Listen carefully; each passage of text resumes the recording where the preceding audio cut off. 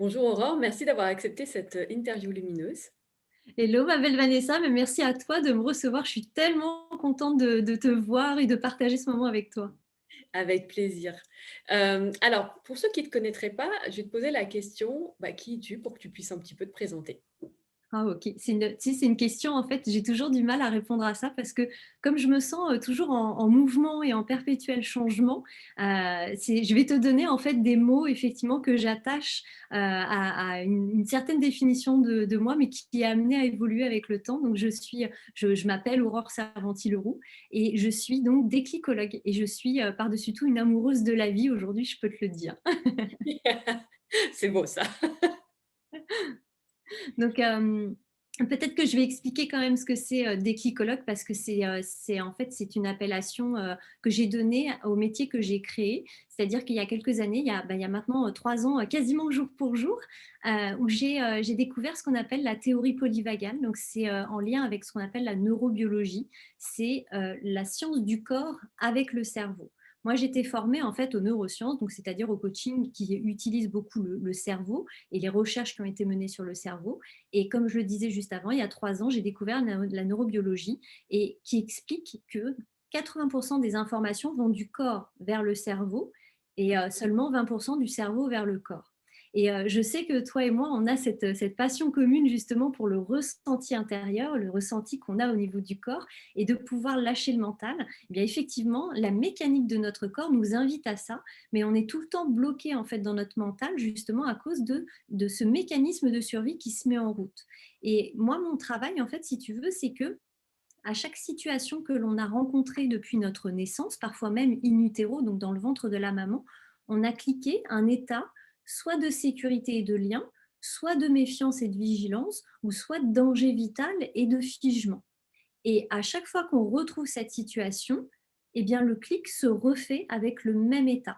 Donc, c'est ce qui fait qu'on a l'impression parfois d'être en boucle sur plein de choses. Tu sais, souvent, je dis d'être la petite voiture qui cogne dans le mur ou alors d'être cette espèce de poule, tu sais, sans tête qui court dans tous les sens à la recherche de quelque chose sans savoir réellement ce que c'est. Oui. Et le déclic va se faire en 2 temps, c'est-à-dire que quand on va changer ce clic justement de situation avec l'état interne, on va décliquer cette partie-là et derrière on va recliquer un état de sécurité, et bien ça va conditionner notre cerveau à penser et à s'émouvoir d'une nouvelle façon. Donc le clic va se faire dans le corps, va conditionner le cerveau et c'est en ça en fait de se dire ben, est-ce que ce clic de départ est approprié ou pas. Parce que si je pense par exemple que la vie est belle, bah, c'est ok, je vais garder ce clic Oui. là, on est d'accord qu'on n'a pas envie de se pourrir la vie, mais derrière si je commence à me dire oh la vie est compliquée parce qu'il y a ci, parce qu'il y a ça, ah, OK. Il y a une petite méfiance en fait qui se cache derrière. Je suis pas à l'aise avec ce qui est en train de se passer. En fait, et je donne toujours la même réponse, je réagis à l'événement de la vie. Et puis parfois, bah, c'est oh non, pas encore ça, j'en ai marre, c'est toujours à moi que ça arrive, j'en peux plus. Et tu sais, voilà, de j'en ai marre. Le petit Calibero, tu sais, avec sa coquille sur la tête, eh ben, est-ce que lui aussi est adapté? Bah, peut-être pas. Surtout quand on est qu'on entreprend ces projets, bah, ces vieux clics-là, on a peut-être besoin en fait effectivement de les décliquer, de s'en détacher pour remettre autre chose à la place et avoir un mental en fait, un mindset comme on dit beaucoup aujourd'hui, hein, qui soit plus positif et constructif. Et ça va vraiment pour moi, en fait, dans ce que je propose, vraiment partir du ressenti du corps. Souvent, les gens me disent ah, mais je ressens pas mon corps, je sens rien. Ah, ok, mais c'est que tu n'es pas assez souvent dans des clics de sécurité, c'est ça en fait, c'est juste mécanique. Donc, on va aller modifier ça, remettre l'énergie en fait en circulation et en mouvement dans le corps et d'une façon mécanique. Et c'est vrai que très souvent, je l'entends ça en fait, que les gens ont l'impression de, eux, de rien ressentir dans le corps, et cetera. Mais c'est juste une reconnexion à faire en fait, parce que oui, on est là quoi, et notre corps il est là, et tout ça, ça fonctionne ensemble. Complètement, je te Ouais. rejoins complètement. En plus, c'est très juste ce que tu dis, c'est ensemble. C'est pas de se dire: «Ah, c'est le mental qui contrôle tout» ou «C'est le corps qui contrôle tout». Non, c'est vraiment un travail d'équipe, mais il faut savoir, en fait, par où commencer parce que des fois, on a, tu sais, cette motivation et cette envie et pourtant: «Ah, j'y arrive pas, ça bloque». bah, peut-être que je peux commencer en fait ma boucle un peu plus tôt, tu vois? Quand je parle de boucle, c'est, vraiment de commencer en fait le trajet, le point de départ un peu plus en avant, c'est-à-dire vraiment dans le ressenti. Si, tu sais, c'est comme se dire: «Oh mais ça va bien aller, c'est OK, je vais trouver une solution, je sais pas trop». Puis tu sais, tu te dis ça, puis tu as tout ton corps qui est crispé à l'intérieur, bah, c'est que tu te fais croire que ça va aller, mais tu as pas encore, vraiment, cette énergie, en fait, cet élan pour aller vers des solutions. Donc, c'est de travailler justement par rapport à ça pour, que ça devienne plus un mode automatique justement, de se faire confiance, de faire confiance à la vie, de libérer en fait toute cette énergie-là, de plein de façons. Oui, ouais, ouais, il y en a besoin. Alors dis-moi, j'aimerais savoir quelle a été la plus grande décision que tu aies prise un jour, dans ta vie justement pour, peut-être, bah, te réaligner, reprendre ta vie en main? Ah OK. Je vais te dire ça, en fait, je suis la le je j'ai créé une communauté et un programme d'accompagnement qui s'appelle Happy Cocotte et je crois que ce qui m'a le plus aidée, c'est de me dire que j'allais m'enlever les œufs du croupion. Ah ouais. J'étais quelqu'un qui attendait, beaucoup de l'extérieur, tu sais, qu'on vienne m'aider, qu'on vienne m'aider à trouver des solutions, des fois qu'on me sorte en fait de des situations dans lesquelles j'étais et au final, je me prenais pas assez mes responsabilités. Je comptais trop sur l'extérieur et au moment où je me suis dit, «Aurore», il y a eu un moment où j'ai eu une transition dans ma vie, une transition géographique, où et pendant ce déménagement, je me suis dit: «Oh, c'est l'opportunité de prendre mes responsabilités, heu, si petites soient-elles, même si elles ont l'air, tu sais, anodines, je vais le faire. Et de toi à moi, c'est là où l'aventure a vraiment commencé parce qu'en plus, 3 semaines après, pour te faire la confidence, j'ai rencontré mon mari Ah avec oui, une toute petite responsabilité d'un ticket de caisse. ah Donc oui, ça fonctionne. j'adore. Ah, belle histoire. Et qu'est-ce que tu ressentais à ce moment-là? Tu vois, au moment de cette, Ah, mmh, au moment de cette transition, ouais, ouais. Hem, Beaucoup d'anxiété, beaucoup de doutes, beaucoup de peur, beaucoup de frustration, tu sais, vraiment. Puis cette espèce de colère après moi, j'en voulais un peu à la vie, tu vois, de pas, m'aider, réellement à faire les choses, de pas m'amener sur un chemin qui pouvait être, aussi facile que ce que je pouvais voir chez les autres. J'ai l'impression que pour les autres, c'était super facile, puis qu'eux, ils étaient heureux, puis que moi, tu sais, c'est pauvre petite moi, j'y arrivais pas, et la vie était un peu contre moi, tu vois, où elle m'envoyait des épreuves, des choses comme ça et du coup, ouais, ça générait beaucoup de frustration, d'incompréhension aussi, et puis d'apitoiement, hein. Je vais être très honnête, je dis ça avec beaucoup d'humour et d'autodérision, j'étais une chialeuse. C'est: «Oh non, il m'arrive encore ça», tu sais, comme je disais tout à l'heure: «Mais j'en ai marre moi, pourquoi la vie elle est pas sympa avec moi?» Mais en fait, c'est juste que, c'est au contraire, elle était très sympa avec moi, mais j'étais pas dans l'état, pour voir ça, pour avoir cette perception mmh, que la vie, elle était en train de m'embarquer vers quelque chose, qui allait justement me permettre de me libérer de plein de choses, de ce que j'avais vécu dans le passé et justement pour vraiment, connaître cette expansion à l'intérieur. Tu sais, aujourd'hui, j'ai l'impression d'avoir le cœur qui s'agrandit tellement que ça fait partie de beaucoup plus grand et je vis ça dans mes projets aujourd'hui, mais à l'époque, c'était pas du tout le cas, hein. ouais. Il y a vraiment ce truc que tu dis, en fait, c'est de, bah, de reprendre sa responsabilité et aussi de finalement se dire que ce que la vie t'envoie, il y a quelque chose de bon, en fait, à en tirer. C'est pas juste pour te faire chier, tu vois? Mais C'est c'est ça, au contraire. Au contraire, elle était vraiment là pour m'aider, mais c'était moi qui n'étais pas capable de me rendre compte de ça, parce que j'étais enfermée, si tu veux, en moi-même, à regarder le bout de mon nez et de me dire, «Mais oui, mais moi je veux que ça marche». Ben ouais, mais je fais peut-être pas les bonnes choses pour ça aussi et j'étais pas capable de m'en rendre compte à l'époque, mais c'était complètement OK. ouais. Alors justement, quelle croyance ou pensée t'a alimenté à ce moment-là pour réussir à passer à l'action, tu vois? Pour te reprendre en main et te dire: «Bon allez, on se sort les œufs du croupion», justement? Hem, Ça a été vraiment de me dire que, j'avais le droit de pour commencer, de faire des petits pas. Mais que ça devait pas durer, parce qu'à un moment donné, les petits pas, si c'était pour me rassurer, ça m'aidait pas mieux, tu vois? Et c'était juste de me dire: «OK, du coup, qu'est-ce que je peux mettre là, maintenant en place, qui soit essentiel?» Et puis, ça m'a amené à poser une action, tu vois, vraiment en détachant de regard des autres, du jugement, déjà de ce que moi je pouvais penser de ça aussi, de cette idée un peu de perfection, et de me dire non, non, c'est OK, là, vraiment la chose essentielle que je peux mettre en place maintenant, c'est ça. Mmh. Et ça m'a permis, en fait, parfois, de switcher les petits pas. Des fois, j'avais très, très peur et du coup, j'en faisais vraiment des petits. Puis à un moment donné, j'ai commencé à me dire: «Ouais, mais là, en fait, j'y suis jusqu'au bout de ma vie, en fait, sur envoyer un mail. Oh non, c'est pas possible, c'est pas possible. L'essentiel dans ce mail que je dois envoyer, c'est ça, ça, ça». Et du coup, ça m'a vraiment permis tu sais, d'avoir un focus, Oui, sur, non pas les petites fioritures, les petits détails et cetera, même si j'en tenais compte, mais d'être vraiment focus, en fait, sur l'essentiel et de pouvoir avancer par rapport à ça. d'accord. Alors, est-ce qu'il y a un raté que tu veux partager avec nous? Oh, il y en a plein! Il y a plein de je les aime beaucoup parce que c'est vraiment ce qui m'a permis d'avancer, dans mon chemin entrepreneurial. En fait, j'en suis pas à ma première entreprise. J'en avais une avant où j'étais organisatrice et décoratrice de mariage et j'ai beaucoup aimé faire ça.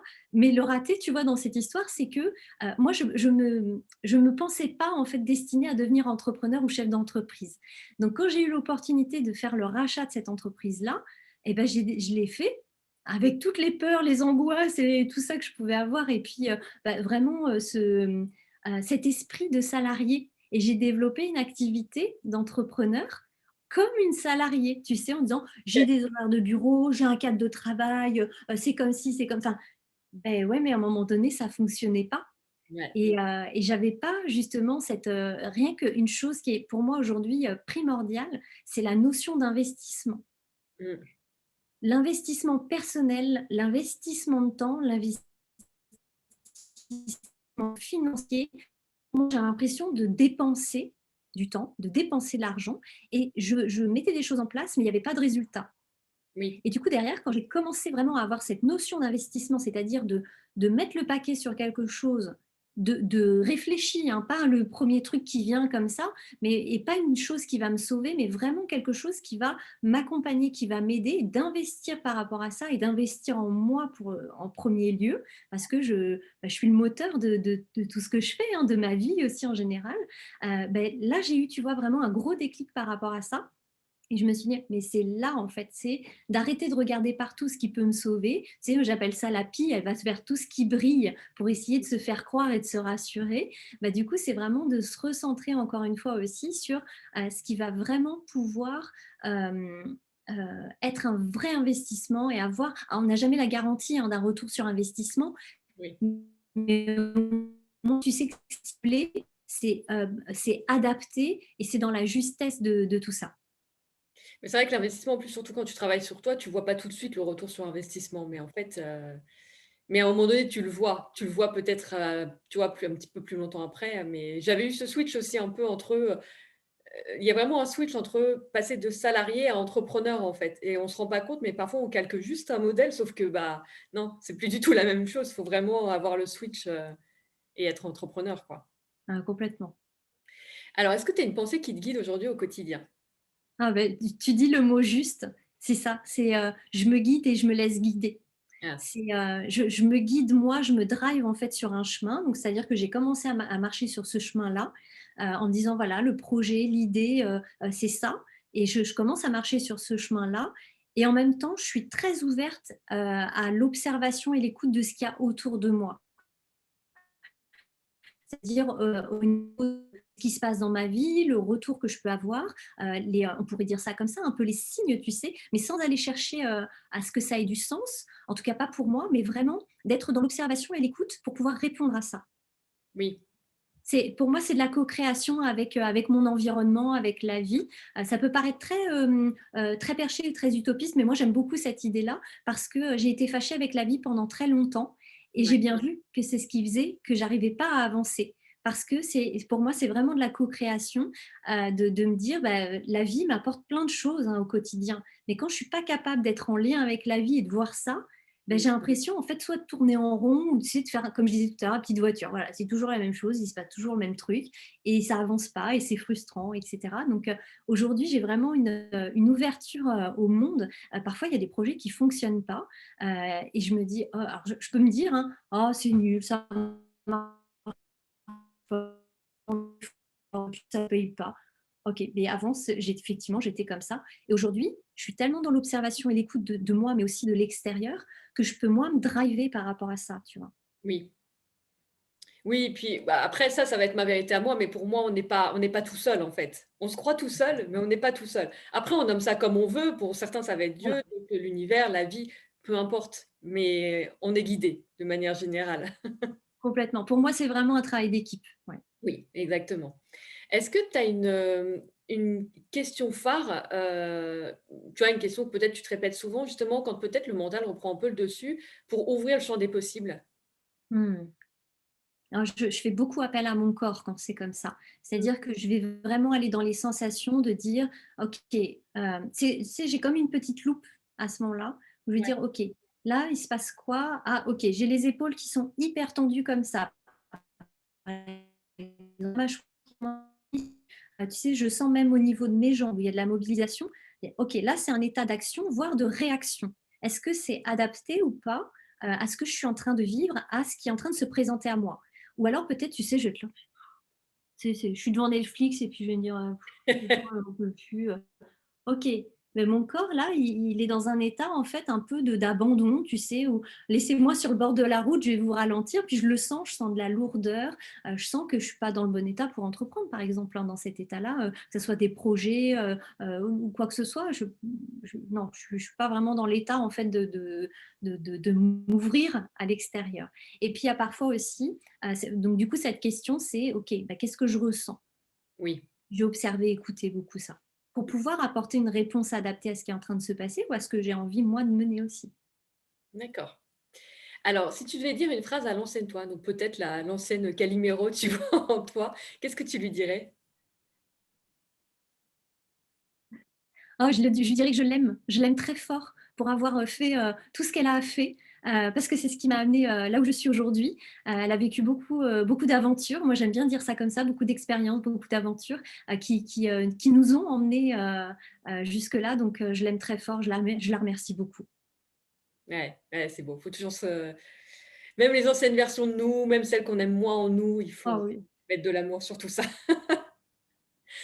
Alors, dernière question, est-ce que tu as un conseil pour, amener plus de conscience dans sa vie? Mmh.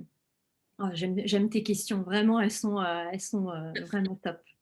Hem, pour amener plus de conscience, je te dirais que, tu sais, on parle beaucoup de présence, en fait, et d'ici et maintenant, et je pense vraiment qu'on habite une maison physique, charnelle, et et que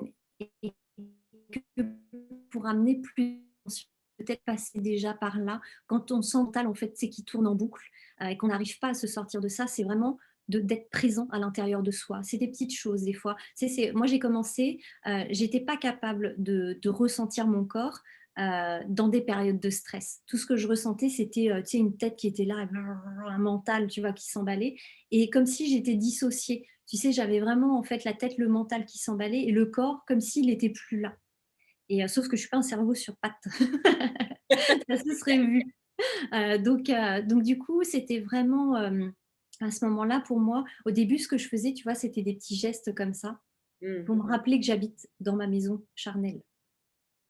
Et du coup, ça me permettait d'être en conscience, de revenir là, tout de suite, maintenant, et puis beaucoup la respiration. J'ai pas forcément, tu sais, beaucoup enfin, en fait, la première phase pour moi, c'est toujours de revenir dans mon corps présent pour me poser les questions qui sont, bonnes après. Parce que sinon, si je fais pour moi, hein, si je fais l'inverse, c'est je vais avoir des questions de rumination. Oui, Et là, j'arrive pas à avoir de la conscience. Je suis bloquée en fait dans cette espèce de questionnement, de rumination, et j'arrive pas à avoir une conscience ouverte. Donc du coup, ça a été effectivement, voilà, «Ah, OK, voilà». Déjà rien qu'après une respiration, tu sais, tu sens que: «Ah ça y est, mon corps est revenu». ouais, Ça y est, on est de nouveau ensemble. Et puis parfois, bah, c'était, tu vois, pour ancrer ça, c'était voilà, d'avoir un geste d'affection, un geste bienveillant avec moi pour dire: «Hey, voilà, continue, tu es là, mmh, voilà, c'est OK. Maintenant, qu'est-ce qui me vient?» ouais, Et je laisse venir cette question-là, justement, dans cette situation-là. yes, super, j'adore. Merci beaucoup. Bah, merci à toi. Donc merci pour, cet échange, très riche. Je tiens quand même à dire qu'on ne s'est pas contacté, mais je crois qu'on est raccord, hein, sans le vouloir. Oui! Ah mais oui! En plus, c'est moi qui Complètement. regarde les poches. Ah oui, bah voilà, j'ai une petite poche comme toi. Donc je vais mettre tous tes liens, en dessous de la vidéo pour tous ceux qui voudraient contacter et puis, voilà, merci encore. Mais merci à toi tellement Vanessa, je suis tellement contente de passer ce moment avec toi, c'est vraiment super et comme, je te le disais, juste avant qu'on mette l'enregistrement en route, je crois tellement en toi. Vraiment, c'est un plaisir pour moi d'être à tes côtés et de participer à tes projets, donc merci du fond du cœur. Merci à toi. À très vite. À très vite ma belle.